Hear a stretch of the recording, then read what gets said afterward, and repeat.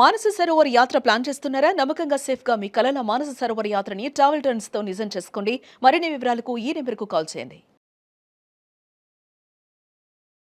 నమస్తే రమగారు. నమస్తే జయ. రమగారు, ఏదైనా ఒక కథ, మంచి కథ చెప్పండి. గరిక పచ్చడి అని ఒక కథ. ఏంటండి? గరిక పచ్చడి. గరికి పచ్చడి, గడ్డి పచ్చడి. గడ్డి పచ్చడి. ఓకే. ఈ గడ్డి పచ్చడి కథ చిన్నప్పుడు బాగా వింటుండేవాళ్ళం. ఎప్పుడు మామూలుగా మనకి ఆకలి రుచి ఎరగదు కదా, నిద్ర చోటు ఎరగదు. నిద్ర వచ్చేసింది అనుకో, మనకి మురిగా ఉందా, అదిగా ఉందా, ఇదిగా ఉందా, ఏముండదు, నిద్రపోతాం అంతే. అవును. నిద్రకి మనం కావాలని పడుకోదలుచుకున్నప్పుడు మంచం పక్క పరుపు ఉందా లేదా, మెత్తగా లేదు, అవన్నీ వస్తాయి. నిద్ర ఒళ్ళు తెలియని నిద్ర వచ్చింది అనుకో, దానికి చోటక్కర్లా, ఎలా ఉన్నా సరే మెడ ఈ పక్కకు వాల్చేసా, మెడ పడిపోయినా సరే పడుకుంటాం. అవును. ఆకలి కూడా అంతే, రుచి ఎరగదు, ప్రాణం పోయేలాగా ఉంటుంది. ఆ సమయానికి ఏదో ఒక అన్నం పెడితే ఏది పెడితే అది. దాని మీదే ఒక కథ బాగుంటుంది. పూర్వం ఒక రాజుగారు ఉండేవారు. ఈ రాజుగారికి మహాభోజన ప్రియుడు ఆయన. రకరకాల వెరైటీస్ చేయించుకుని తింటూ ఉండేవాడు. అయితే వాళ్ళ ఊళ్ళలో, ఇప్పుడు మన ఊళ్ళో తిండి కొన్నాళ్ళు తింటుంటామా, కొంచెం వెరైటీ కోరుకుంటాం.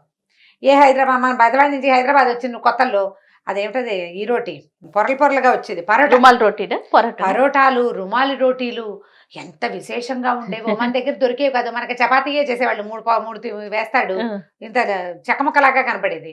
ఇవి తీసిన కొద్దీ పొరలు వస్తూ ఉంటాయి. రుమాలి రోటీ ఇంత ఉంటుంది, సాగుతుంది, రుచి, దాంట్లో ఆరోగ్యము పక్కకు పెట్టు, వెరైటీ కావాలని కోరుకుంటాం. అవును. మన వైపు దొరకని కూరలు ఇక్కడ కనపడుతుంటే, మన వైపు దొరకని పళ్ళు ఇక్కడ కనిపిస్తుంటే చాలా ఎక్సైటింగ్ గా ఉంటుంది, అవి కావాలనిపిస్తుంది.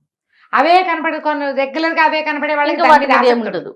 ఈయన కూడా, ఈ రాజుగారికి కొంత వయసు వచ్చాక ఈ తిండి మీద నచ్చటం మానేసింది, అన్నం సహించట్లేదు అని రోజు వైద్యుడికి చెప్పేవాడు. వైద్యుడు అన్నాడు, అట్లా కాదు మహారాజా, మీరు ఎంత భోజన ప్రియులైనా మన రెగ్యులర్ వంటలే తినడం వల్ల మీకు అలా ఉంది. కొంచెం చుట్టుపక్కల రాజ్యాల నుంచి వంట వాళ్ళని రప్పిద్దాం, వాళ్ళ వెరైటీలు చేసి పెడతారని అనేసరికల్లా ఈయన ఏం చేశాడు, పక్కన ఉన్న కాంబోజ్ రాజ్యం నుంచి వంట వాళ్ళని కొంతమందిని పిలిపించుకున్నారు. వాళ్ళ దగ్గర మనకి ఇక్కడేమో ఊరికే వంకాయ, బెండకాయ, కాకరకాయ అవి దొరుకుతాయి, అక్కడ క్యాబేజీ, క్యాలీఫ్లవర్ అవి దొరుకుతాయి. వాళ్ళు వచ్చి క్యాబేజీలు, క్యాలీఫ్లవర్లతోటి డిఫరెంట్గా వండటం మొదలుపెట్టారు. ఒక 6 నెలలు, సంవత్సరం బాగుంది. అప్పుడప్పుడు ఇవి తిని వెరైటీగా అవి కూడా తింటుండేవారు. ఓ సంవత్సరం తర్వాత ఆయనకి క్యాబేజీ, దిక్కుమాల క్యారెట్ అనిపించడం మొదలుపెట్టింది, నచ్చట్లేదు. మళ్ళీ కొంచెం ఫుడ్ మార్చాలనుకున్నారు. మళ్ళీ ఇంకెక్కడి నుంచో బెంగాలీ వంట వాడిని ఒక ఆయన పిలుచుకొచ్చారు.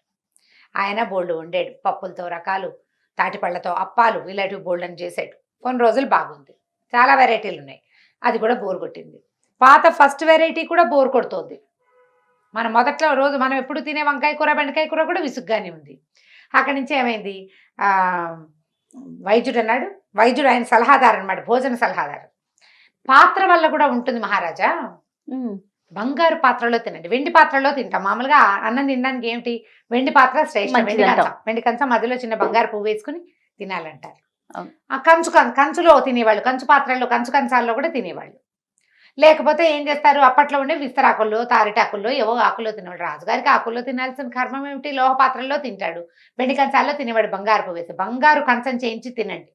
బంగారు కంచంలో వేడి వేడి అన్నం పెట్టి కూరలు వేస్తే దాని రుచి అమోఘం, దానివల్ల మీకు ఎంతో బాగుంటుంది అన్నారు. ఇవన్నీ తీసి పారేశారు, వెండి కంచాలు, బంగారపు గ్లాసు, బంగారపు కప్పు, బంగారపు స్పూను, బంగారపు కంచం. కొన్నాళ్ళు చూశారు, ఏమీ నచ్చట్లేదు ఈయనకి, వంట నచ్చటం లేదు, వెరైటీ కావాలి.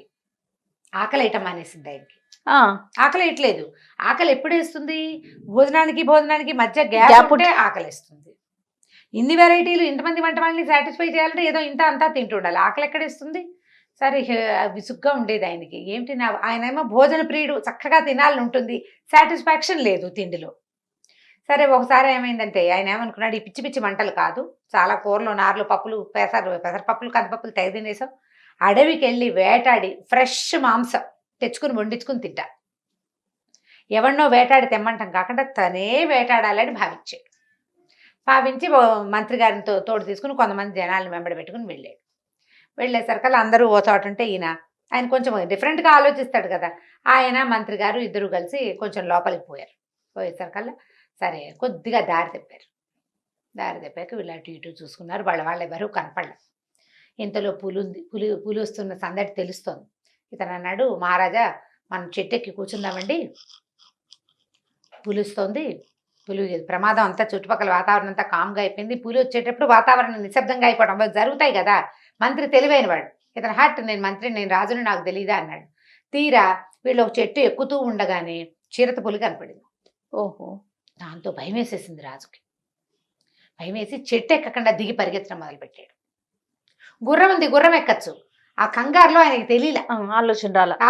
ఆయన పరిగెత్తాడు. ఈ మంత్రి మరి రాజును రక్షించుకోవద్దు, మంత్రి కూడా యథాశక్తి పరిగెత్తాడు. ఆ చిరతపులి వీళ్ళ కోసం రాలని, దానికి అదేదో లేడో దిప్పో దేన్నో వేటాడడానికి వచ్చింది. అవి దాక్కున్నాయి, వాటిని మాటేసి వేటాడడానికి వచ్చింది. కానీ వెనకాల చిరతపులి వస్తోందన్న భయంతో రాజు దిక్కుతోచకుండా పరిగెత్తేశాడు. అతని వెనకాలే ఈ మంత్రి కూడా పరిగెత్తాడు. పరిగెత్తి పరిగెత్తి పరిగెత్తి కాళ్ళు పీకులు వచ్చేదాకా పరిగెడితే ఒక చిన్న పల్లెటూరు లాంటిది ఏదో కనపడింది. అడవుల్లో ఏముంటాయి, ఒక 20-30 గుడిసెలుండి చుట్టూతా ఒక చిన్న కంచుండి క్రూర మృగాలు రాకుండా మధ్యలో నెగ్గళ్ళు వేసుకుని అలా ఉంటారు. మరి నెగ్గడు ఉంచుకుంటారు. ఆ మంట ఉంటే జంతువుల దగ్గరికి రాకుండా ఉంటాయి. ఉన్నాయి ఒక 40 కుటుంబాలు 30 కుటుంబాల దాకా. అందులోకి వెళ్ళిపోయారు. వెళ్ళేసరికల్లా రాజుగారికి ప్రాణం కడబట్టిపోతోంది. ఈ మధ్య ఆకలేయటం మానేసింది కదా. ఈ పరిగెత్తటము, ఈ కంగారు, పొద్దునెప్పుడో తిన్న భోజనము, చెట్లెక్కటాలు పొట్లెక్కటాలు, ఒళ్ళుపై తెలియకుండా పరిగెత్తాలు, ముళ్ళు గిళ్ళు కొమ్మలు రాసుకుని ఒళ్ళంతా చీరిపోయినాయి కాళ్ళు చేతులు. ఆకలి ప్రాణం పోతుంది ఆయన. పైగా వేళకి 2 గంటలకి ఆహారం తినేవాడికి 6-7 గంటలు అయితే చచ్చిపోరు ఆకలికి. ఆయనకి ప్రాణం పోతుంది. సరే ఈయన ఏం చేశాడు మంత్రి, ఆ ఒక ఇంటి వాకిట్లో కూర్చొని, బాబు రాజుగారు, మన దేశపు రాజు, ఏదైనా ఆహారం ఉంటే పెడతారా అని అడిగాడు. ఏర్పాటు చేశాడు. భోజనం ఏర్పాటు మరి మంత్రి గారు చూసుకోవాలి. నాకు కూడా ఆకలిస్తుందని మంత్రి గారు మూల కూర్చుంటే కుదరదు కదా. అంతేగా. సరే ఆ ఇంట అతను ఏమన్నాడు, బీద పాత ఇల్లు అది. ఇప్పుడు వాళ్ళు అడవుల్లో ఉండే ఇల్లు, హర్మ్యాలు అవి ఉండవు కదా. సరే అతను ఏం చేశాడు, ఓ ఆకేసి అంత అన్నము ఏదో అంత పప్పు లాంటిది ఓ పదార్థము పక్కన ముంతలో కాస్తంత మజ్జిగ పెట్టాడు. రాజుగారు రావురమంటూ తినేసేసాడు. మామూలుగా కాదు, పెట్టిన అన్నమంతా తినిపారేశాడు. తినేసి అమ్మయ్య అనుకుని, ఎంత బాగుంది, అమృతంలాగా ఉంది ఆహారం. ఇదేమన్నాం, ఎలా చేశారు, దీంట్లో ఏం ఆహార పదార్థాలు వాడారు, నాకు అన్నం పెట్టావే అదేమిటి ఆ ఆకు, ఆ ఆకు వాసన ఎంత బాగుందో, ఎంతో బాగుంది. ఆ ముంతలో ఏదో ఇచ్చే పదార్థం అది మరీ రుచిగా ఉంది, అదేం లోహంతో తయారైన పాత్ర, దేంట్లో వండారు మీరు ఇలా వంటకి, ఈ వంట వండిన పాత్రని బట్టి రుచి కదా, ఆయనకు అదే తెలుసు అనేసరికల్లా ఆ గ్రామీణుడు ఆ అడవిలో ఉండే ఆటవిక జాతికి చెందిన వాడు అన్నాడు, ఏముంది నాయన, వెదురు బియ్యం మీకు పెట్టినవి, తర్వాత ఈ చేసింది తోటకూర, అంతే. మరి అంతకంటే ఏముంది, ఈ ముంతలో ఉన్నది మజ్జిగ, మట్టి కుండ, అది వండుకున్నది మేము ఈ పాత్రలు, ఈ వంటంతా ఎందులో వండాము, మాకేముంటాయి లోహాలు, మట్టి పాత్రల్లో వండుకుంటాం, మట్టి పాత్రలోనే అన్నం వండుకున్నాము. ఏం చేశాడు, ఈ మజ్జిగ ముంతలో అంత గంజి పోసి అందులో కాస్త మజ్జిగ పోసి అక్కడ పెట్టారు. అన్నపు రుచి ఆకలి వల్ల తెలుస్తుంది.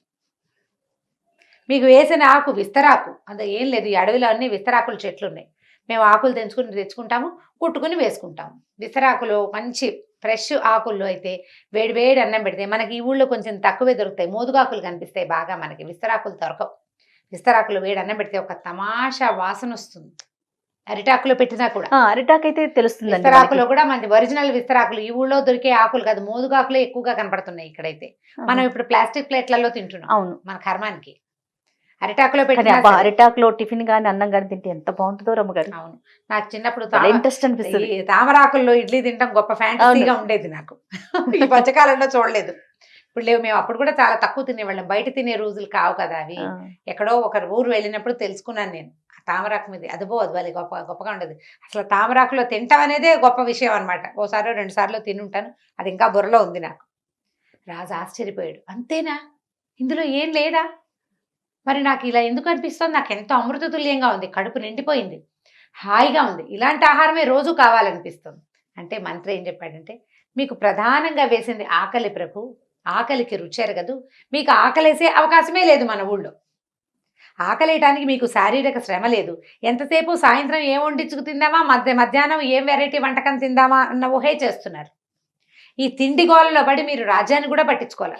ఇప్పుడు చూడండి, ప్రాణాలు కాపాడుకోవడానికి ఎంత పరిగెత్తారు, దొరికిన పట్టెడన్నం అమృతంలాగా కనపడింది. నిజానికి మన ఊళ్ళో సైనికులు వాళ్ళు కూడా, పేదవాళ్ళు కూడా ఈ ఆహారం తినరు, ఇంకా మంచి ఆహారం తింటారు వాళ్ళు. ఈ అడవిలో ఈ ప్రాణాలు పోయే సమయంలో దొరికిన ఆహారమే అమృతతుల్యంగా ఉంది. వెంటనే తింటే అన్నపు విలువ ఉండదు, తక్కువ ఉంటుంది.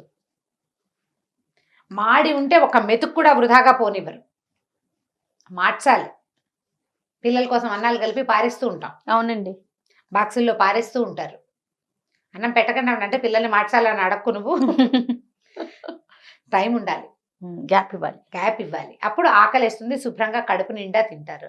మధ్య మధ్యలో చిన్న చిన్న మంచింగ్ స్నాకింగ్ వేస్తూ ఉంటే అన్నాలు తినరు. కానీ ఒకవేళకి తినాల్సిన హెవీ మీల్ తినరు కదా. దాంతో రాజుగారు తెలుసుకుని మంత్రి గారు మనం వెళ్ళిపోదాం ఇంటికి అన్నాడు. కొంచెం చీకటి పడిపోయింది, రాత్రికి అక్కడ పడుకున్నారు. మర్నాడు పొద్దున కూడా వాళ్ళు చక్కగా ఓ చెంబు నిండా ఇచ్చిన గంజి తాగి సంతోషంగా, ఈ లోపల ఏమైంది, సైనికులు రాజుగారు మంత్రి గారు తప్పిపోయారని వెతుక్కుంటూ ఈ పల్లె దగ్గరికి వస్తే వాళ్ళు తీసుకొచ్చిన గుర్రాలను పట్టుకుని వెళ్ళారు. వీళ్ళు ఊరు వెళ్ళిపోయారు. ఆ తర్వాత నుంచి రాజుగారు ఎక్సర్సైజ్ మొదలు పెట్టుకున్నాడు. అది ఎలా చేయాలి, రాజులు గుర్రం వేసుకుని మొత్తం అంతా తిరిగి మొత్తం ఊరంతా ఎక్కడెక్కడ ఏం అవసరమైన సైనికులు ఎలా ఏర్పాట్లు చేసుకుంటున్నారు, యుద్ధం ప్రాక్టీస్ చేస్తున్నారు. అంటే వాళ్ళు యుద్ధ విద్యలు ప్రాక్టీస్ చేయాలి కదా, సైనికులు కొట్టిగా జీతాలు ఇవ్వరు, వాళ్ళు అవన్నీ ప్రాక్టీస్ లో ఉండాలి. ఎక్కడెక్కడ ఏర్పాట్లు ఎలా ఉన్నాయి అవన్నీ తెలుసుకోవడానికి గుర్రం వేసుకుని బాగా తిరిగి పనిచేసి తిరిగితే ఏముంది, అలసిపోడు. అప్పుడు వచ్చి ఇంటికి వచ్చి అన్నం తిని అట్లా చేసి మెల్లిగా ఆహారపు రుచిని విలువని తెలుసుకున్నాడు. కథ కంచికి మనం ఇంటికి. సూపర్, మంచి స్టోరీ. నమస్తే. నమస్తే.